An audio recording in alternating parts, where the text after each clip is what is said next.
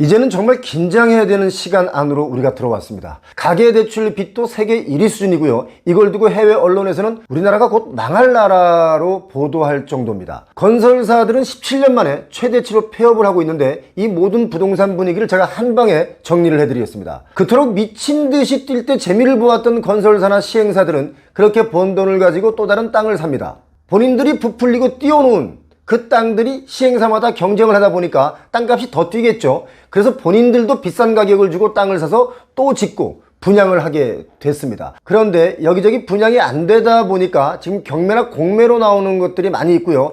개발을 하려고 사놓은 땅 중에 부동산 PF가 안 나와서 공매로 넘어가는 땅도 있습니다. 심지어 강남구 청담동에도 공매로 넘어간 땅이 있죠. 그 정도로 지금 심각합니다. 제가 아는 시행사가 돈을 좀 많이 벌었습니다. 그 시행사가 땅을 평당 한 2천 주고 사서 시행을 하고 돈을 좀 벌었는데 다른 땅을 또 사서 개발을 하려고 땅을 알아보니까 땅값이 4천, 6천, 1억, 2억 마구 또 뛰었더라는 겁니다. 이 시행사업 특성상 돈 벌었다고 사업을 멈출 수가 없기 때문에 사업을 계속 해야 되는 거고, 그러다 보니까 지금은 사업 자체가 어려워졌기 때문에 폐업하는 것이 늘어나고 있다, 이렇게 보는 게 냉정하지만 현실적으로는 맞는 말입니다. 불과 2, 3년 전만 하더라도 소비자분들은 분양하는 대로 이걸 다 사줬습니다.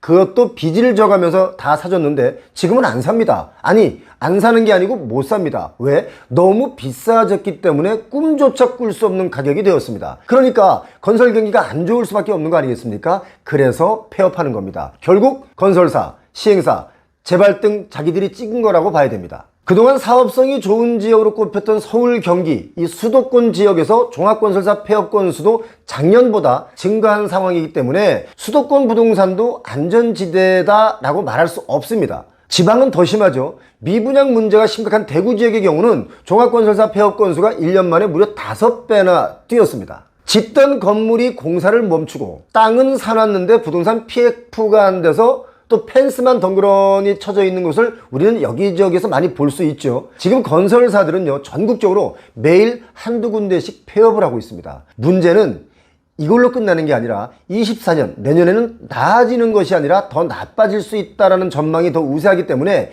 이제는 정말 우리 모두가 긴장해야 되는 시간이 왔다, 이겁니다. 올해 종합건설사 폐업 건수가 어느 정도냐면요, 1년 전에 비해서 전체적으로 2배가량이 늘었습니다. 작년에도 어려웠거든요. 올해 더 어렵죠. 내년에는 더 어렵다는 뜻입니다. 데이터를 보면 2006년 이후 최대 규모로 폐업 건수가 늘어나고 있습니다. 17년 만에 최대치로 건설사가 폐업을 하고 있다, 이겁니다. 이렇게 되니까 건설사나 시행사들은 이런 얘기합니다. 정부의 대책이 필요하다, 이런 얘기들을 많이 하는데요. 제가 볼 때는 정부의 대책보다는 건설사나 시행사들이 스스로 자구책을 마련하는 게 먼저다, 이런 생각이 듭니다. 이익을 보면 자기들 이익이고 손해가 나면 자꾸 나라에 손 벌리는 그런 마인드로는 나라가 온전하게 시장경제체제로 돌아갈 수 없기 때문이죠. 사실 분양만 잘 된다는 조건이 붙으면 금융권에서 아무리 금리가 비싸도 부동산 PF 해줍니다. 안 해줄 리가 없습니다. 금융권은 돈 생기면 다 합니다. 워낙 분양가가 비싸서 분양이 안 될 것 같으니까 PF 대출을 안 해주는 겁니다. PF 해줄 돈도 없습니다. 자, 금리가 비싸서 PF 대출 받기가 무섭다, 이런 시행사, 시공사들이 있는데요. 본인들이 받을 부동산 PF 대출 금리는 무섭고 소비자들이 감내해야 하는 담보대출 금리는 안 무서운 게 아니지 않습니까? 지금 미분양이 관건인데요. 미분양이 심각해지면서 중소건설사들은 이 현금 흐름이 원활하지가 않기 때문에 폐업하게 되는 겁니다. 자, 그렇다고 해서 정부가 하나하나 개입하기도 어렵고 개입해서도 안 된다는 생각입니다. 지금 어려워진 게 나라, 국가 때문이 아니라 어쩌면 그들의 방만한 경영 때문에 이렇게 어려워진 것도 있습니다. 분양성은 전혀 고려하지 않은 채 무조건 땅만 잡으면, 땅을 가지고 오면 시공부터 했기 때문에 이렇게 어려워진 겁니다. 폐업을 하게 된 이유가 나라 책임이 아니고 본인들의 방만한 경영 책임이다라고 저는 봅니다. 그래서 제가 볼 때는 건설업계 스스로가 먼저 자구책이 선행되어야 이 위기를 넘길 수 있고, 그렇게 자구책을 써도 안 되면 그때는 국가가 좀 나설 수 있는 거겠죠. 자, 예전에 2008년 글로벌 금융위기 그 당시에도 경기도 용인, 수원, 서울, 인천 이렇게 수도권 지역에서도 원래 분양하려던 가격 대비 한 30%, 40%를 할인 분양한 사례들이 아주 많았었습니다. 엊그제 제가 김포를 다녀왔거든요. 고촌 지역의 후분양으로 짓는 아파트도 원래는 그 전용 84제곱미터의 경우를 8억 중반에 분양하려고 했는데 이 분위기가 가만히 보니까 심상치 않거든요. 그러니까 1억을 내렸습니다. 7억 중반에 분양을 했는데 7억 중반에 분양하니까 사람들이 조금 관심 가졌다고 합니다. 자, 만약에 8억 중반에 분양을 강행했다면 이거 제가 볼 때는 100% 미분양이 났을 겁니다. 그 바로 옆에 아파트의 같은 평수가 지은 지 한 3년 됐는데요. 거기 아파트가 한 6억 중반에 거래가 되는데 8억 중반에 분양하면 되겠습니까? 안 되겠습니까?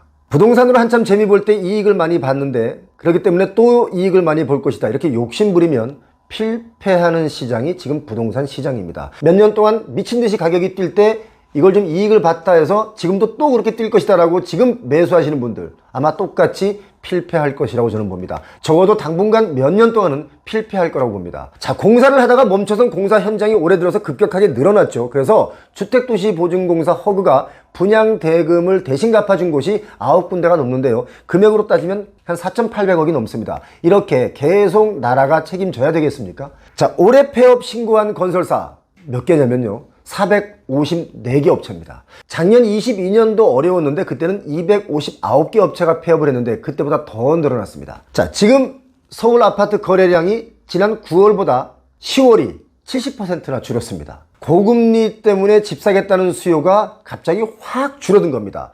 9월 달에도 고금리였습니다. 그런데 10월 들어서는 분위기가 완전히 바뀌었습니다. 왜? 다들 이제 경제 상황을 인식하고 있기 때문입니다.